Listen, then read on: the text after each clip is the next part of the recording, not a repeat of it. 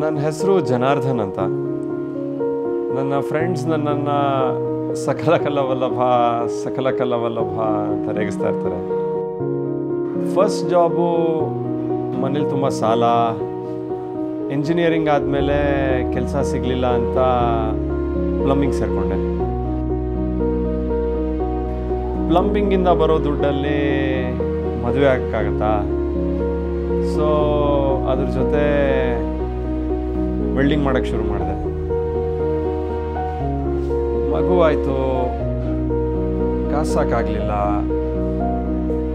Delivery boy ಕೆಲಸ ಮಾಡೋಕ್ಕೆ ಶುರು ಮಾಡಿದೆ.